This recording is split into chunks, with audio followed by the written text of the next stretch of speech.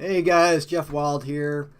I want to share some kind of market insight on how I think and how I sometimes come up with trading ideas. Now, if you know me, you'll know a little bit of my backstory, but I've been trading over 20 years. Okay, so this is not my first rodeo, as they say. In other words, I've been through a lot. I've traded through the market crash of 2000, and even I was trading back in the 90s. So I have a lot of experience, and I'd like to share some of that with you on how I actually use it. The problem with so many things taught out there, it's theoretical. Okay, yes, initially when you're learning, you have to learn from books, videos, stuff like that, but that's all stuff that happened in the past. So I want to show you some current example, and this is real money, not hypothetical, not demo trading. Okay, so it's important to note when I teach you something, I do that from experience. I'm not going to ask you to trade something that I'm not trading myself. Okay, so let me show you how I found a great trade in the stock market. Now keep in mind, you may not trade stocks, okay? But you'll still learn a lot here, because you have to understand that the markets they're moving, they're dynamic, okay? They're always changing. No setup is ever the same, so you got to learn to adapt and think on your feet very quickly. So the more knowledge you can accumulate in different situations, the better. So bear with me, there'll be some great stuff here, and you can see how I really use this. So what you're looking at is a Dow Jones Industrial Average daily chart, and if you look up on the upper right hand corner where I have the yellow arrow, if I do that, until that point the stock market was making new highs, it seemed like every week, right? Sometimes every day. And it just seemed like it was going to go up and up and up. It was just a lot of euphoria in the market. But when that yellow arrow hit, nobody knew that the whole COVID virus thing was going to happen. And we were going to get that kind of extreme reaction, a massive, massive reaction. Countless people lost fortunes. All right. Now, I want to point out very quickly, these arrows aren't something I placed after the fact. They're generated automatically by a software I've been working on for 2 years. I call it adaptive trading technology. I haven't released it, but it helps find for me automatically high probability market tops and bottoms. Now, when I say tops and bottoms, does it mean that when it was up here and I got the yellow arrow that I knew it was going to be this big of a reaction? No. You can see I had a yellow arrow here. Now, the stock market did sell off a couple thousand points, or when it had a blue arrow here, the market went up a couple thousand points, but I have no idea how much of a reaction is, but it's a great timing tool for me.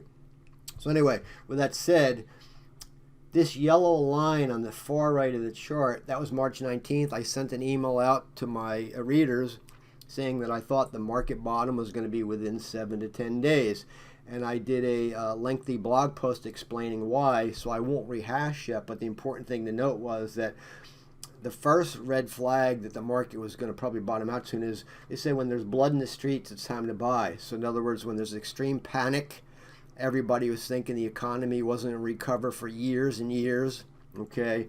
There was so much doom and gloom. It was so thick you could cut it with a knife. I could feel it, right? That told me that, okay, things are probably not going to go down much longer. So I said, hey, I think a market bottom is going to happen within 7 to 10 days.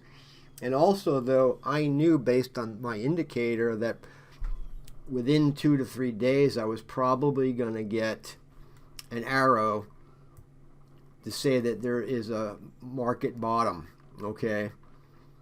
So, in fact, I did have one.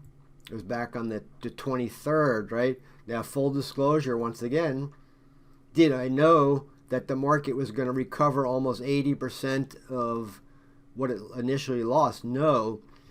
But I at least knew that when everything was happening in the bottom here, I could kind of put myself on the line and say, hey, I think a market bottom is within 7 to 10 days. So, with that said, well, what do I do with all this? Okay, well, the first thing you have to understand is when the markets are so beaten down, they're beaten down because everybody was just selling all their stocks, okay? So it didn't matter what it was, Apple, you name it, Boeing, any company you could think of, people were just dumping stuff. And so as a result, a lot of good companies got beat down like 40, 50, 60, 70, 80%. Now, did these companies all of a sudden, did their intellectual property, did their services go out of style, go out of fashion, or were they irrelevant? No. Okay, just people weren't thinking logically. They just panicked and sold everything. So what that means is, it's like it's like a fire sale. Everything was just being got rid of, and now the job is to pick things up like really cheap. So you have to think about it like this. Say you want to buy a house. You go look at all the neighborhoods, and the idea is you want to buy the cheapest house in the most expensive neighborhood. That way you have a lot of possibility for appreciation. So when I had that blue arrow and the market's extremely oversold, I've been looking for opportunities to ride the market up. So I did a lot of option trading in this time. But I want to show you one that just happened in the last couple days, even when the market was up here. So let me jump to this page right here. What this is the Yahoo Finance page, and they have all kinds of like charts, data, articles. Now please keep in mind that a lot of the articles you read here, they're either advertisements, they're written by people that don't know they don't know anything. Even these things that have been around forever, like the Motley Fool, please don't get, pardon the pun, like fooled into thinking that they know something that you don't. Okay, there's so much bias in these articles, you got to be careful. But I did see an article that caught my attention about this company called Simon Property Group, which I never heard of. If I look to the right here, the symbol is SPG. I clicked on it and I said, oh, they're in property management. I think they own a ton of property like shopping malls and so forth. So they're these big landlords, and the article talked about how beaten down they got. So I said, oh, let me take a quick peek. Let me just go to full screen. And you can see here, this chart goes back like, 12 years or something like that. At one time here, like in 2016, over $225 a share. Not long ago, right, they were down to like $45. So this was a red flag that, okay, this is like the cheap house in the neighborhood. And when you think about it, we're always going to need property. People are going to need to go have stores to shop. People want to open businesses, okay, in strip malls, shopping centers, whatever. So those things didn't become obsolete. All right, so I thought, okay, this type of thing isn't going to go out of fashion, right? And this thing is overly sold. So I said, can I get in? So basically, if I go to let's go to 1 month chart. This bar here, right, at that time, that was June 4th. That's when I read the story in the afternoon. I said, okay, the stock was about $76.50. I said, okay, I would like to buy this thing. And let me give you the practical applications why I did it. Well, first of all, once again, it was extremely oversold. Okay. Then if I do this, if you look at this point here, let me just draw this for you real quick.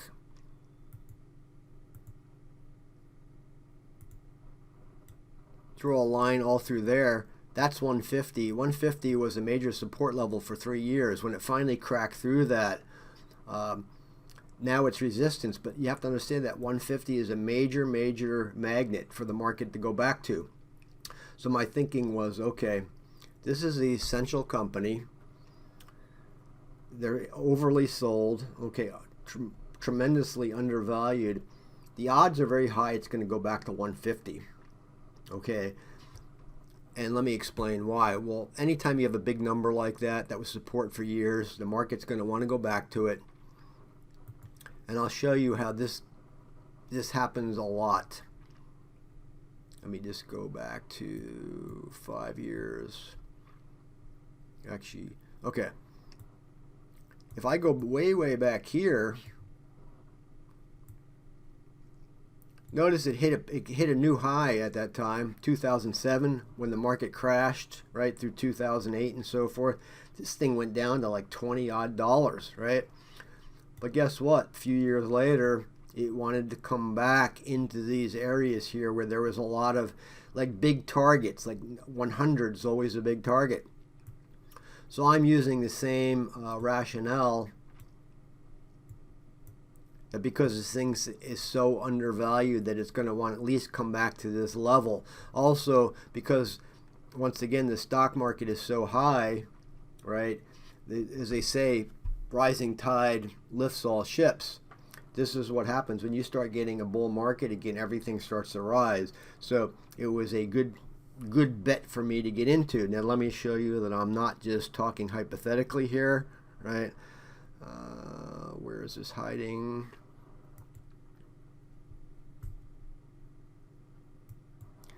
I'm going to go to my Fidelity account. I actually have multiple accounts in here. Each one's for a different reason. I also have multiple accounts over TD Ameritrade, but I want to show you that when I do this, I'm not just spewing out information for your, just for learning's sake. I'm putting myself out there. Okay, so basically what happened is June 4th, I saw that information and I took action. Now, this is a very, very important thing to understand. If I go back to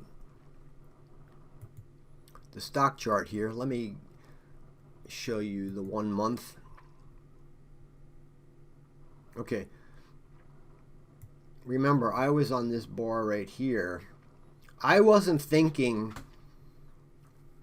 as much about, oh, do I have like a, Fibonacci retracement, or do I have this pattern or this candlestick, or am I doing some kind of normal technical thing you might trade with? I was thinking more of the lines, is this stock undervalued? Am I buying at a cheap price? Am I buying the house in the cheapest house in the most expensive neighborhood? So I was thinking purely on value and how much appreciation I thought I could get versus trying to time it perfectly from a totally technical aspect. Now, if you're day trading, then timing is everything based on technical patterns. But I'm trying to show you how I apply things in the real world here. So if I go back to that, sorry, let me find this here, my Fidelity account.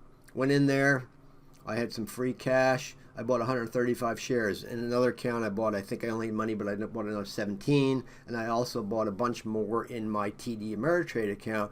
But you can see that on the day, that was up $1,700 within 24 hours. Now, did I know it was going to go up 16.5%? No. Sometimes you get lucky. Also got lucky because in this particular day in the U.S., the unemployment rates were way, way better than they thought, which made the stock market rally up over 900 points that day. So I'll take getting lucky any day, but I'm just trying to show you that a little bit of my rationale of why I made that decision. I don't want to get this video too long, but I also made a 41% return on 1 day in an option trade in the financial sector. Okay, so it was just applying the principles I'm teaching. So anyway, I'm going to leave it as is. I hope you learned something, and I'll share more of these things in the near future.